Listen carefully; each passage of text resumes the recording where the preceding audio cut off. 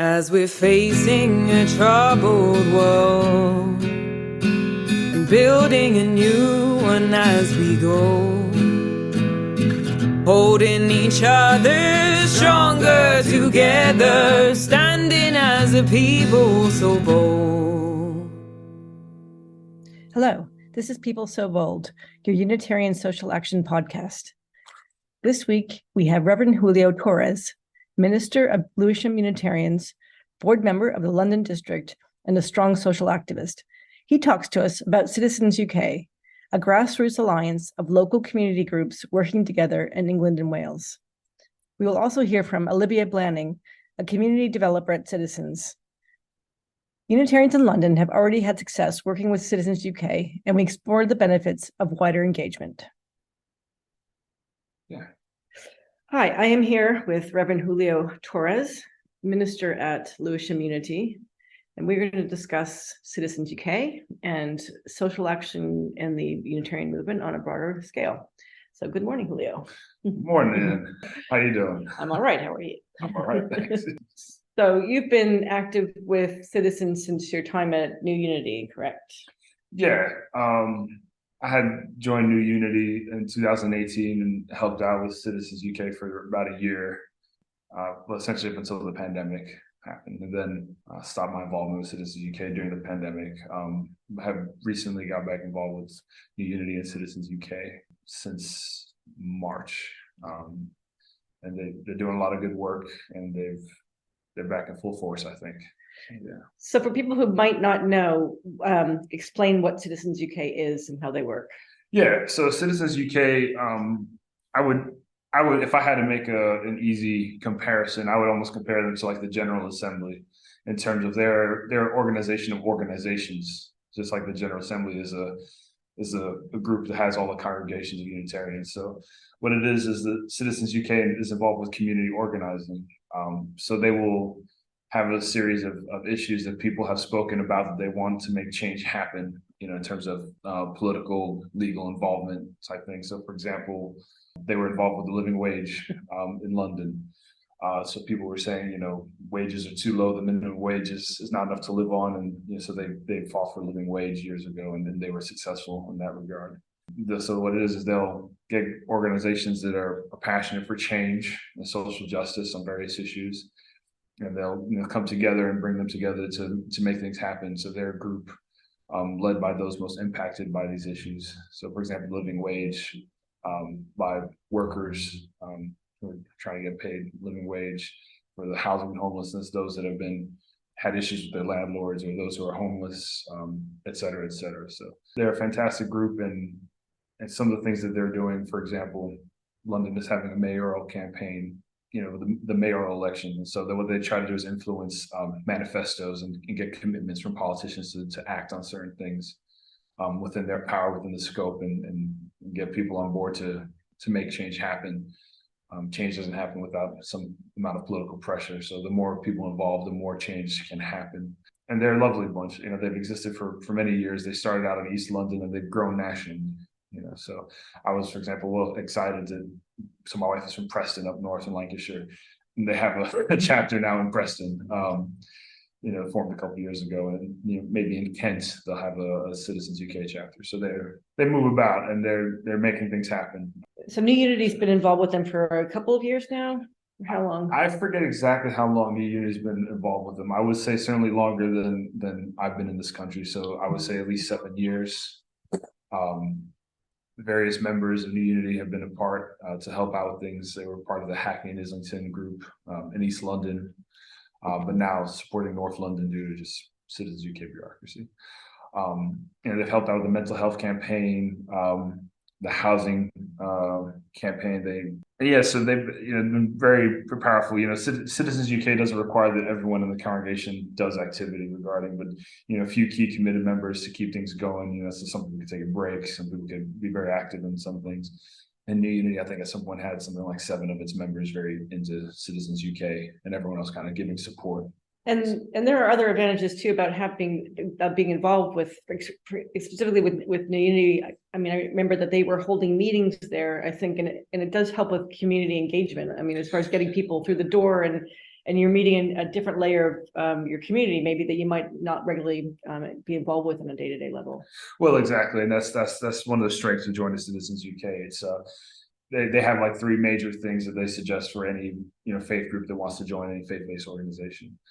So first off, interfaith engagement. So you'll get involved with other congregations that you may not see 100% eye to eye with on the theological spectrum, certainly, but you'll come together to make change on some matter of justice issue, and that's been very powerful.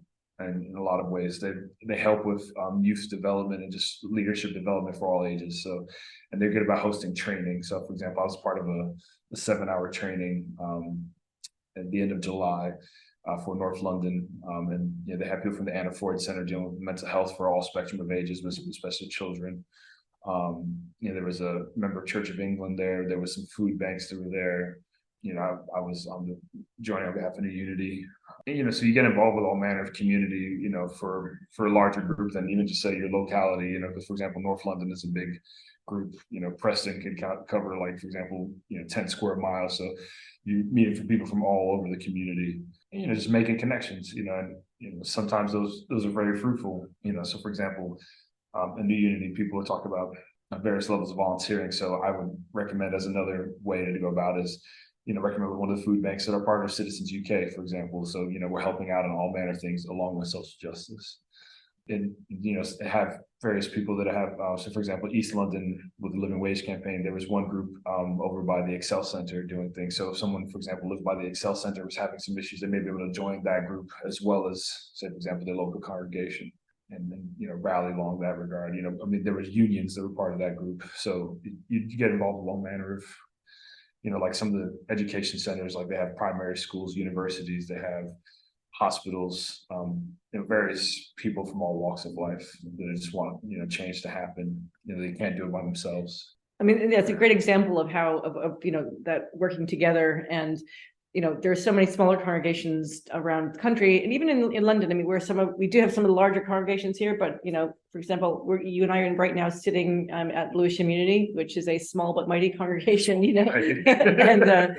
And so we may only ever have a dozen people on a Sunday, but we have a much wider community that we speak to on a regular basis, and we are growing, and we have the potential to do as much as we can to engage with on different issues. And so for us, like being involved with Citizens UK would be helpful, because we don't have maybe the capacity right now to organize a major campaign, but we can get involved with them. Yeah. And we can also help us make these connections in the community that will be useful for us going forward. And even if it's just, hey, we're going to hold a meeting here, and then people see the space, and then you say, oh, but you also do meditations on a Monday. You also have all these other things. And then maybe they even find out, obviously recruitment is not what we're doing this for, but it does mean that maybe somebody, will come by on a Sunday even that, maybe want to be part of things on a congregational level, that could be a side effect.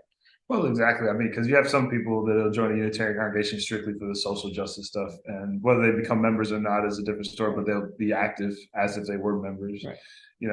I know myself, for example, my theology is very social justice oriented, and I've met a few that I feel without the social justice and community organizing, especially, or activism even, would they be Unitarians? I'm not sure, and so it fills in that gap of the prophetic that I think our faith group is very much in support of. And like, for example, London is an odd bunch in the sense of, there's 4 chapters for London because it's such a big municipality, and even they have sub chapters. So for example, Lewisham could join the Lewisham chapter, and that's part of South London. Right. Other parts of the country, a little bit simpler to deal with. For example, Thames Valley deals with Oxford in a wider geographical area, but they don't have sub-chapters, for example. Gotcha. But then again, if more people join, maybe that's necessary, but still people could then do what they can in their small parts, and even showing up once a month to some of the key events would be helpful, just to provide input, show like what are the needs of people that can be acted on, but also if there's an action, say, to influence, say, a local politician, the more people that show up, the better, because then it's like, well, yeah, there's a couple hundred people here versus like 5 people, and every person counts. Right. Hi, so I'm here with Olivia Blanning from Citizens UK. and we're going to be talking to her about her experience with citizens and how she thinks it might benefit the Unitarian movement in the UK. So welcome, Hi. Olivia. Hi, thank you for having me. So I'm going to kind of just let you talk a little bit about your experience with citizens. Yeah, so I'll introduce who Citizens UK is first and sort of what we do. So Citizens UK is a national organisation, we're a registered charity. We work at a local, a regional and a national level using community organising principles to create change. So what that looks like on a day-to-day basis, I find the best way to imagine it is if you imagine a road running through a town. On that road, you might have a faith group, like a Unitarian congregation, and maybe you have a school, a university, and maybe a slightly a more informal group, like a parents group. Day to day, those organizations might not think they have that much in common. They might also actually disagree on a few things. Certainly, they're probably not having strategic conversations about their area, but they may all know that crossing at the end of our road is really dangerous. Or that young people in our area are really struggling with their mental health, or that there is a climate emergency and it's really affecting us in our area, and we're experiencing more and more heat waves or something. And so what we do through community organizing is we build relationships with people within those organizations and crucially between those organizations. So we find the things where we all have something in common and there are issues that affect us all, which we're all willing to put a bit of work into, where we're willing to take action to create change that benefits all of us. In terms of sort of myself and my involvement in Citizens, I've been working at Citizens UK for coming up to 2 years now. And I came to this role actually through my previous job. I used to work at a food bank in West London. I started there at the beginning of the pandemic, and I knew food banks weren't, the answer to food poverty, but I was really pleased to be on the ground using my hands, feeling like I was making a difference.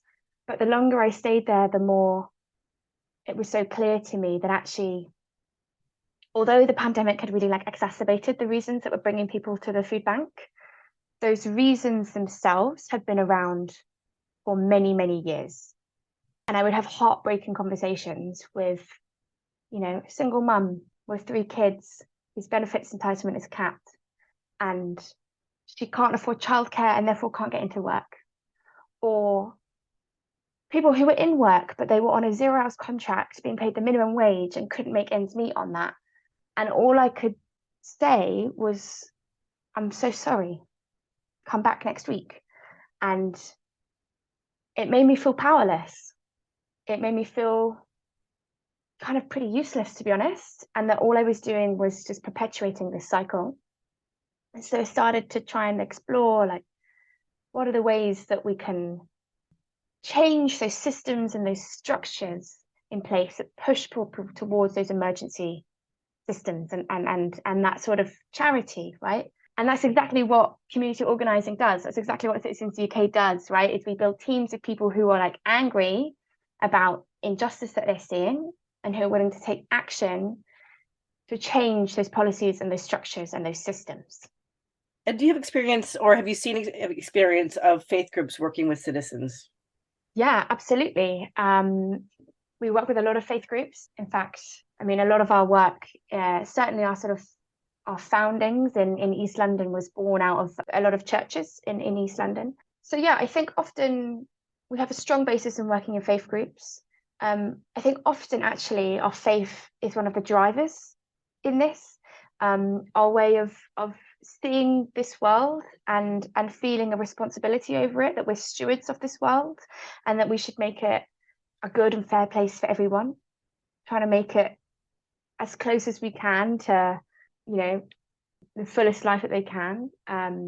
So that really is, I think, a driving factor for a lot of people that drives them towards sort of organizing and that their faith drives them for it. We don't only work with faith groups, certainly. There are definitely secular reasons for this. I myself, I come from a secular background, but I think there's a lot of lessons that we can learn from that driving of wanting to sort of steward this world that come from faith. I think we can learn a lot from that.